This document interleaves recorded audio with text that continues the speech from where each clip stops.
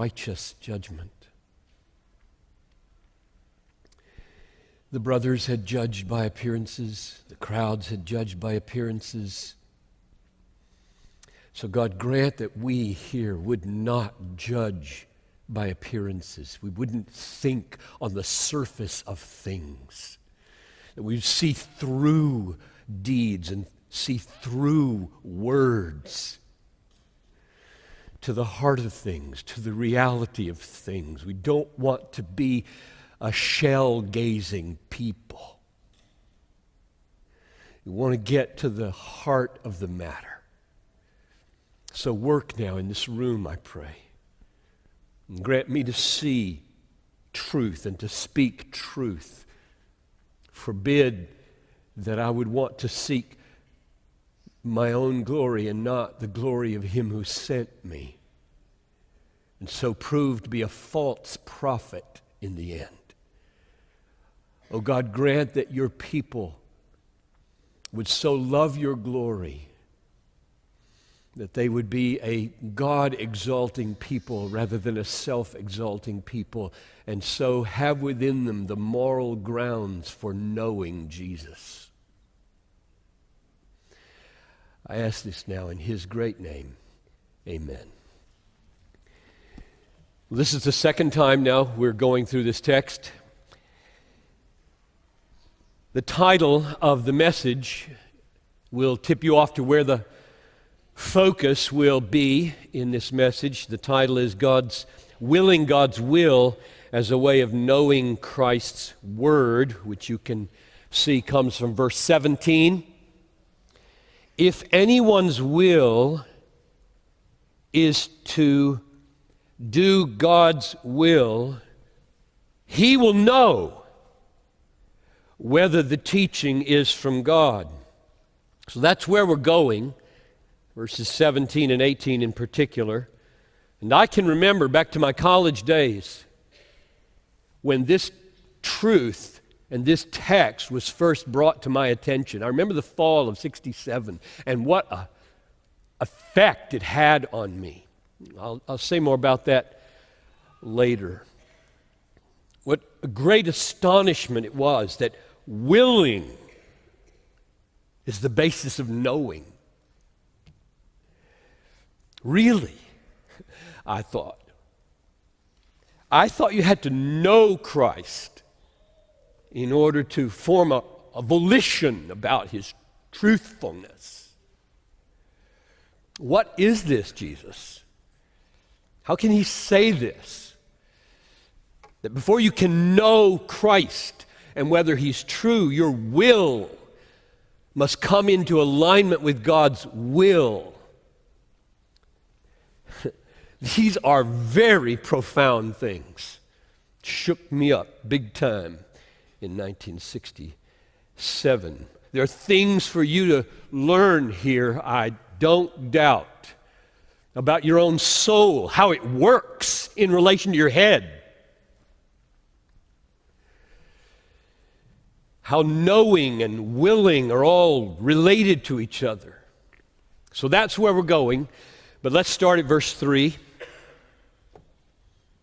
So his brothers said to him, "Leave here and go to Judea, and that your disciples may see the works that you're doing. For no one works in secret if he seeks to be known openly. If you do these things, show yourself to the world." And then this astonishing statement. Because not even his brothers believed in him. So they believed in him as a miracle worker. They were just blown away. Our brother can work miracles. We've seen him. So we want to get him to do it in a more public way. Go up to Jerusalem. That's where everybody is. And if you want to be known, for goodness sakes, go to Jerusalem and do your works publicly. And they said this because they didn't believe in him. That was last week's message, trying to figure that out.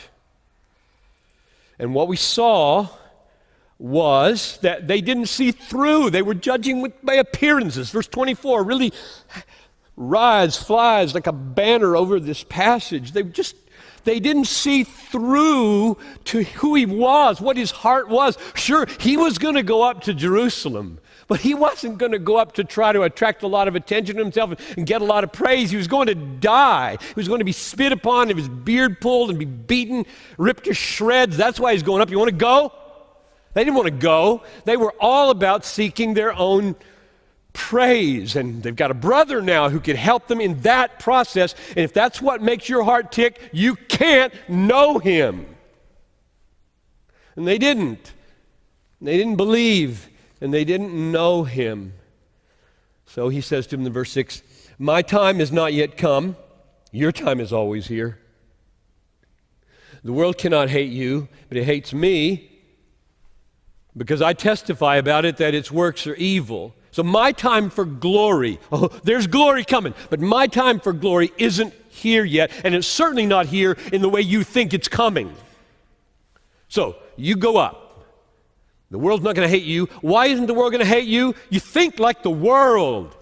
Your life, your disposition is no indictment to the world at all. I'm an indictment to the world. They look at me and they get mad because I live for my Father's glory and they live for theirs, and therefore I call them into question. Everything I say and do is a problem for the world, not for you. The world looks at you and they see a reflection of themselves, a religious version, but they're not going to get upset about your life as long as you want to be made somebody by my miracle working. So he went up in private first, and then he went more public, and he began to teach, and what he said was amazing to the Jewish people. So verse 15, the Jews therefore marveled, saying, how is it that this man has learning when he has never studied? So the brothers were stargazing at his miracle-working power, and the people were stargazing at his what? He sounds learned, but he hasn't studied. That he's not a rabbi like our rabbis, but goodness, listen to him. That's all surface. The miracle admiration was surface. The learning admiration was surface. Judge with right judgment, not with appearances. See through, hear through, move through.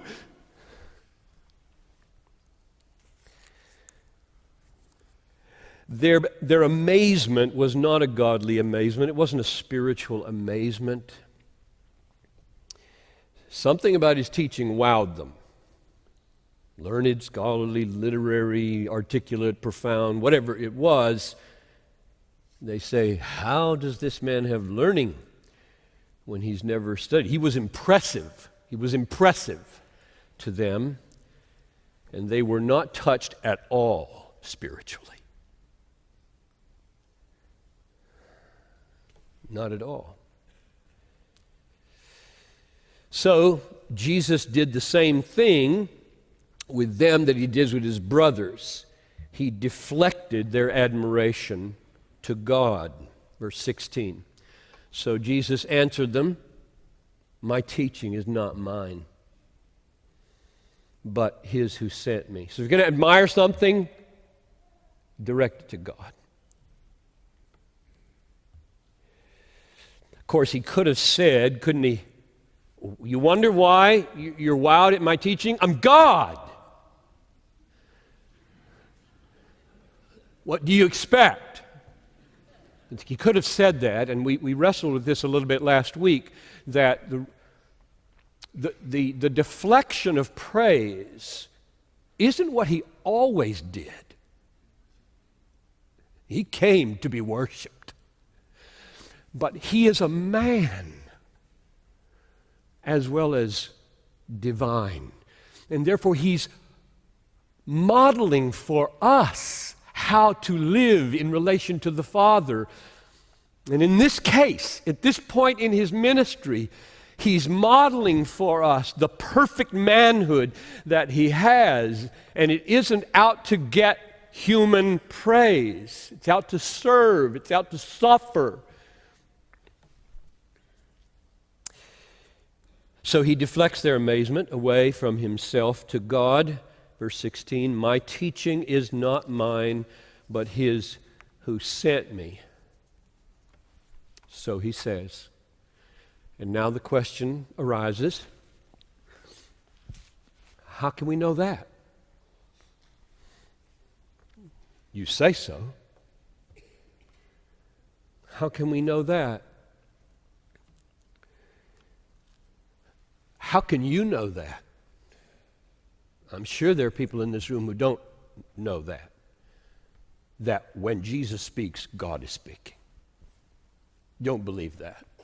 You're here because somebody brought you, or you're exploring, or there have always been lurking doubts in your heart. And so it's your question.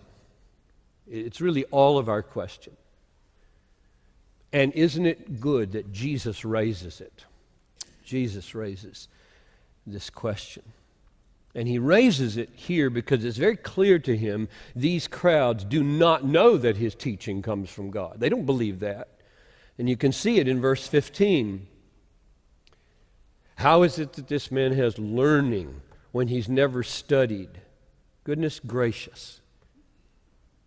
Who cares if he has learning? I mean, why are you fixated on learning? That I think Jesus would just shaking his head and say, I'm here to give life and to speak ultimate truth, and you're puzzling about my articulate sentences or whatever. How is it that this man has learning? In other words, they're shell gazers. This is the shell. This is a shell. We all have shells, and a lot of people just live at the level of shell gazing. Oh, look at that.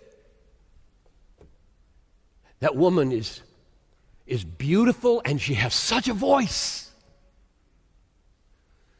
That preacher is learned. His sentences hang together. Let's go there.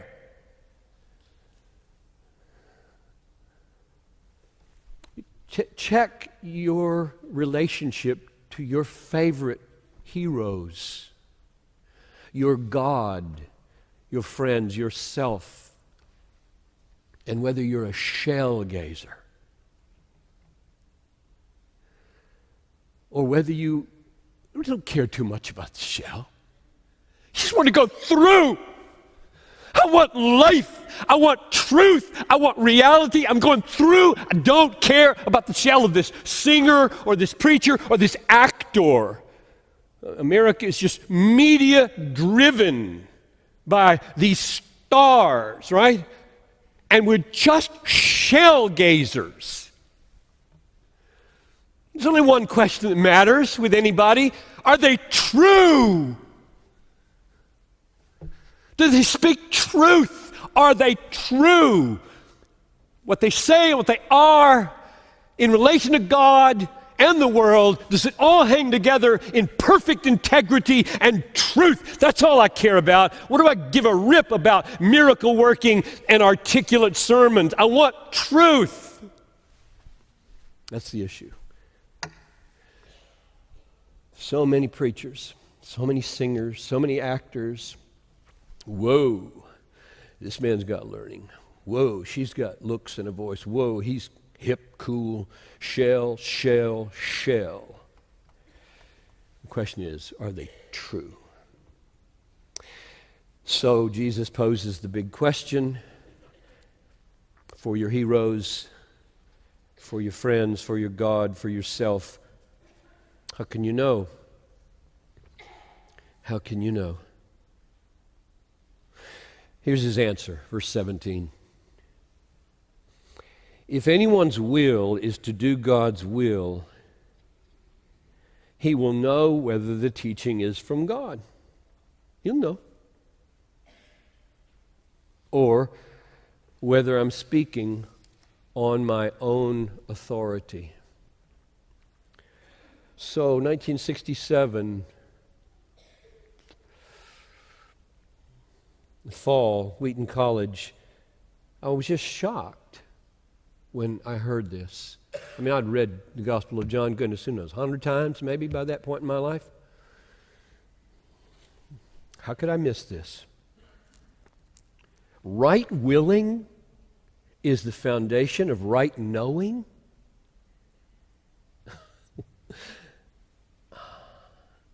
This seemed to make life really complicated.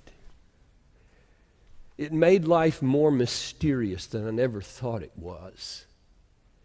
It made me less in control.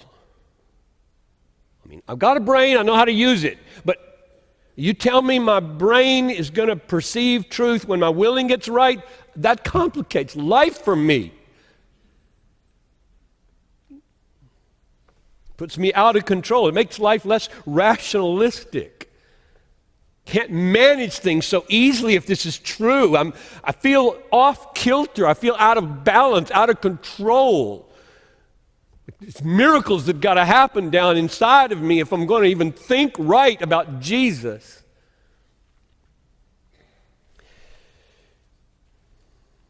If we stopped at verse 17, which is where we are right now, didn't go on into verse 18, we'd have a general truth. It would be a true truth, but it would be without specifics. And the general truth would be something like this. You will discern that Jesus is a reliable spokesman from God when your will deeply and profoundly comes into sync with God's will. That's the true general truth of verse 17. You will know Jesus, you will recognize him for who he is as a true spokesman for God when your will is brought into sync with God's will. When your willing is in sync with God's, your knowing will be in sync with truth. That's the general truth. But we're not going to stop at verse 17 because Jesus has much more help to give us here. I didn't see this as clearly until I was a pastor at this church in the mid-'80s.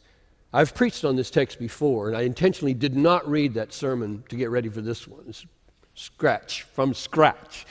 But now you got 2 sermons online from this text. You can see, did he change his mind or something? I did want to say that later. After I wrote it, I did something. So verse 18, so life-affecting for me in relation to verse 17. So let's work with this for a minute. The one who speaks on his own authority seeks his own glory. But the one who seeks the glory of him who sent him is true. And in him there is no falsehood, or no unrighteousness would be more literal. Now, remember, when the crowds were impressed with Jesus' learning, he said to them in verse 16, "My teaching is not mine, but his who sent me." So he deflected their amazement at his learning to God. From self-exaltation, he deflects it from self-exaltation to God-exaltation. That's what's going on. They're coming at him, "You're amazing." And he says, "Well, whatever that is, my words are not mine. They're God's." So if you want to be amazed at God. Now, he explains in verse 18 that this, what he did in verse 16, this is how you can know he's true. The one who seeks his own glory, the one who seeks the glory of him who sent him, that's what he was doing, is true. And in him there is no falsehood. So let's put 17 and 18 together now and try to figure out their relationship. So verse 17 says, if your will is to do God's will, you can know whether Jesus is a true spokesman for God. Verse 18 says, the way you can know if he's true is whether he's seeking the glory of God above all things. Okay, now that sets the stage for a lot of thinking about the relationship between those two verses. My will's got to get changed so I can know him. And the way I know him is that he loves the glory of God more than anything. And he's not into self-exaltation, he's into God exaltation. That's true. That's the mark of truth. So what's the relationship now between these two verses?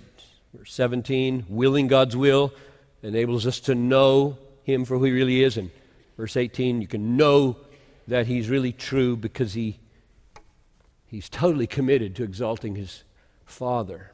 And the way I put the two together is this. Verse 18 describes specifically the deepest change that has to happen in my will in order to see Jesus as who he is.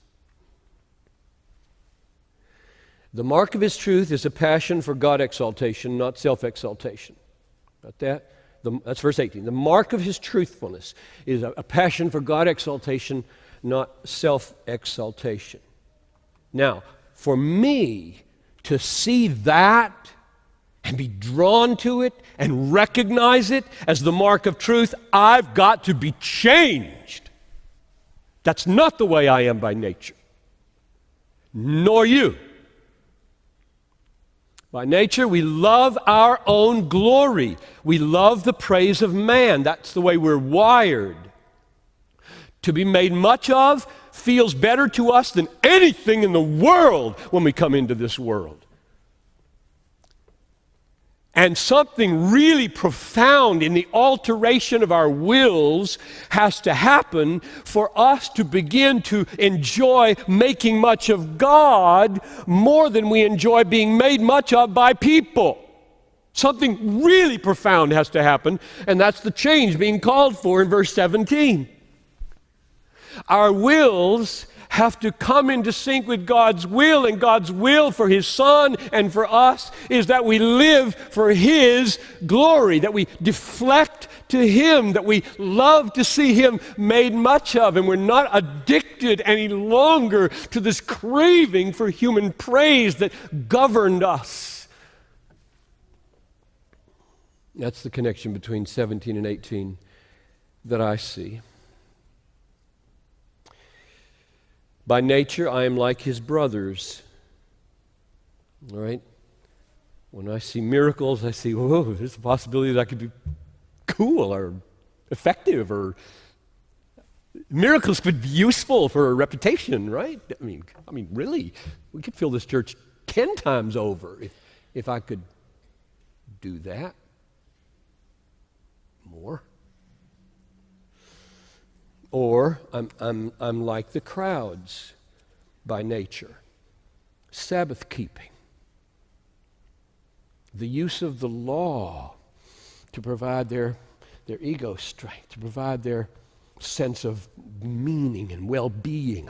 We're the ones who keep the law. You healed a man on the Sabbath. You're not that. And that was very threatening to them because somehow it began to undermine the use of the law as their own way to get human praise. Make long prayers in the synagogues and give your alms by blowing a trumpet ahead of you and have a nice downcast face when you're fasting. We know that. We know what all that's about. That's the use of the law, not for what it was designed for, but for your ego. That's what that is. And I'm like that until verse 17 happens to me. And when I'm like that, I can't know him. You go up You go up to Jerusalem, my brothers, who don't have a clue who I am, and just admire the shell, and you crowds, you want to kill me.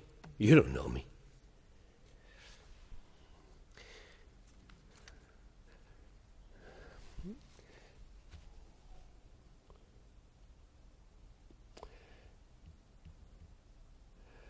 My only hope for knowing is to have my will changed to agree with God's will. In verse 18 describes in detail what the deepest change is that John Piper and you need. Namely, I need love for the glory of God more than I love my own. I need to will God exaltation more than I will self-exaltation. So that's the change in my will that has to happen according to verse 17 before I can know Jesus. Because if it doesn't happen, if I don't get changed in that way, I will always hate Jesus. Verse 7, the world hates me. Or I'll admire him for all the wrong reasons. For I won't know him. And I won't know him because I can't stand to know him. Knowing him is too much of an indictment with my love affair with my own glory, and therefore I cannot know him. I have to push him away. I have to reinvent him. I have to make him after my own image. I cannot have a Jesus who makes me feel this uncomfortable with my own love affair with human praise, and therefore I cannot admit this knowledge into my mind while my will is so opposed to what he stands for. Then, in verse 19 to 24, Jesus confirms to the crowds that they do not will what God wills. What, in their experience, was the central expression of the will of God? Answer, the law. And that's the right answer. And what does he say? Verse 19. Has not Moses given you the law, yet not one of you keeps the law? Which is just a way of saying, verse 17 is so far from you, you can't even see it. Your will is so anti-God in your use of the law, you can't know his son. His son shows up, you don't have a clue that this is the Son of God because you don't know God. You're a shell gazer when you come to the Torah.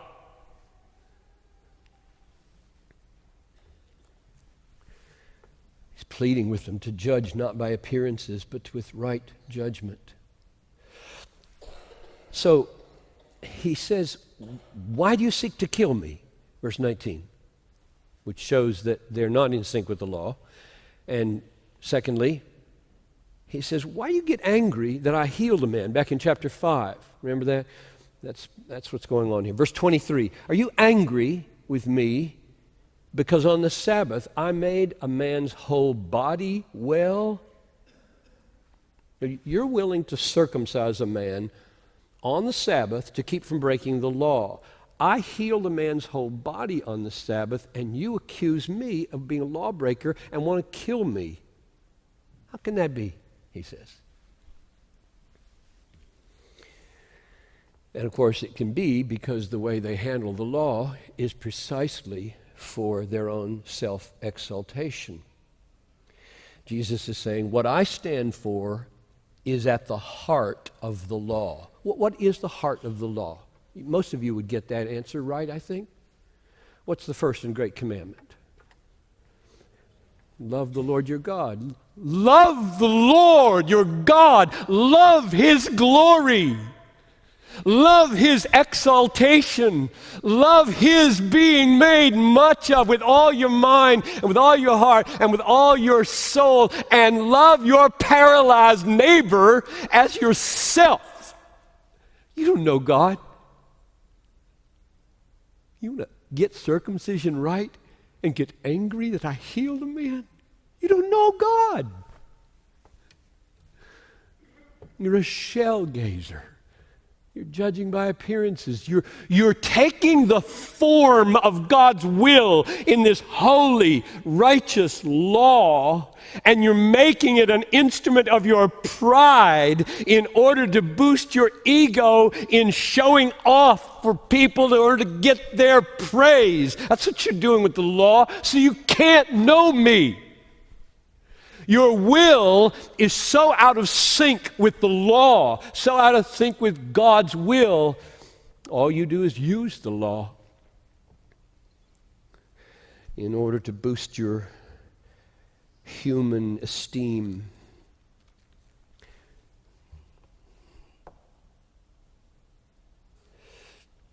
My whole life, Jesus says, contradicts that way of willing.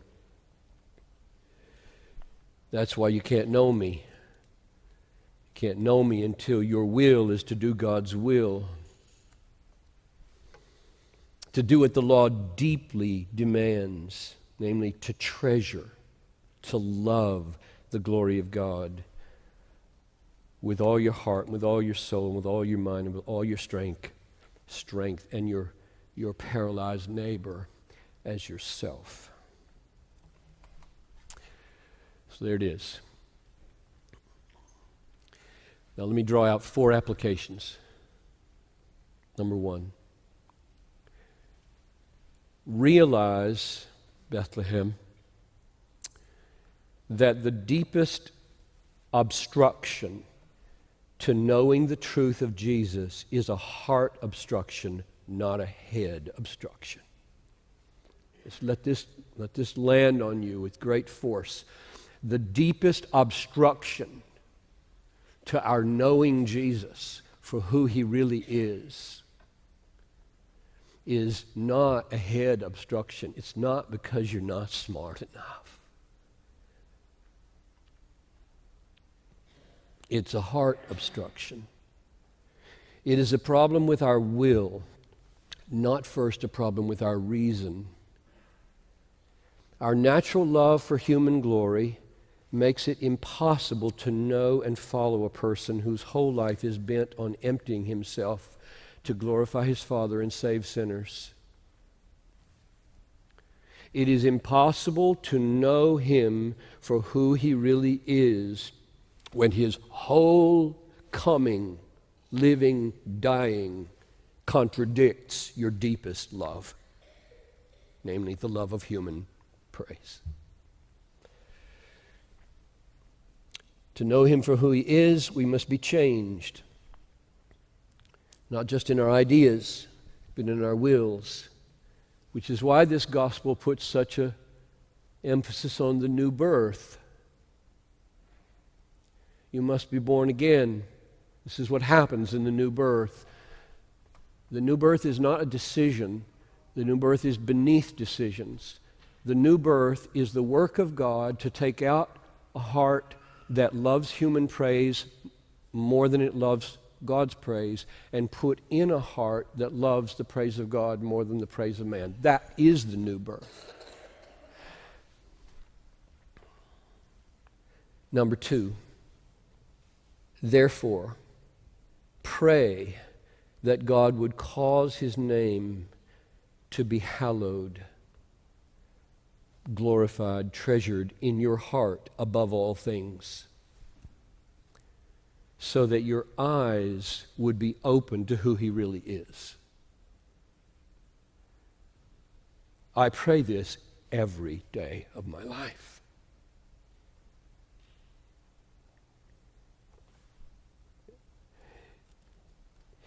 If you feel deficient, and who doesn't? I certainly do. If you feel deficient in God exaltation, ask him to change you. Are you a fatalist? Have you just given up? I'm just not like that. I'm just not wired that way. Well, That's why we pray to a God of the impossible. Nobody is wired by nature to love the glory of God more than they love the praise of man. Nobody. This is a miracle. And so don't give up. Keep praying. Pray every day. Isn't that why the Lord's Prayer is in the Bible as a daily prayer? Give us this day our daily bread is in the middle of the prayer, which means all the other pieces have to be said every day as well. I should ask God every day, oh, God, cause me to hallow your name today, because to the degree that I don't hallow your name, I can't even see. I get the world all wrong. I'm a shell gazer. I don't love people, and I don't love you, and I don't see anything the way I ought to see it, because deep down I'm just loving me and loving my praise, and I'm ticked off that people aren't going my way, and you can't see the world. You can't know Jesus until that deep, deep will problem gets changed. And I'm simply saying, as application number 2, ask him to change it. And don't let go of him until he does. Number 3, strive to increase your spiritual taste for the glory of God as your favorite pleasure. I just know how many of you are sitting there right now saying, I'm just so far from what you're talking about. When I say strive to increase your taste for the glory of God as your favorite pleasure. Now, at this point, I did go back and read my sermon from 1986. And the next minute is from that sermon. So if you see the overlap, don't think, oh, you read it first. And this is what I said. And it was so helpful to me then and still helpful to me now. I hope it might be helpful to you. I'm thinking of this third application now. What do you mean strive? Strive to increase your spiritual taste for the glory of God as your favorite pleasure. If you wanted to increase your love for the glory of classical music, just increase it. It might be small, might be big, might be non-existent. If you wanted to increase it, what would you do? You would study it some and spend time talking with people who love it and might be able to explain some of it to you, and you would listen and listen and listen. Or if you wanted to develop a love for the glory of visual art, you don't get it. You know, you go to the Minneapolis Art Museum and you just say, why is this considered great? If you wanted to increase your love for the glory of visual art, you would study it, and you'd go to museums, and you'd spend time with those who love it and talk to them, and then you'd look and look and look. And if you wanted to develop a love for the glory of the heavens, the stars, you would get a telescope, and you would read some astronomy, and you'd spend time with people who talk about it and are amazed by it and can tell you facts about it. And then you'd gaze and gaze and gaze. And if you want to increase your love for the glory of God, and if you want to, this is the will thing. I wonder if you do. I wonder if you do. God, please cause you to want this. If you want to increase your love for the glory of God above all other glories, then you'll study God. Spend time with lovers of God, knowers of God.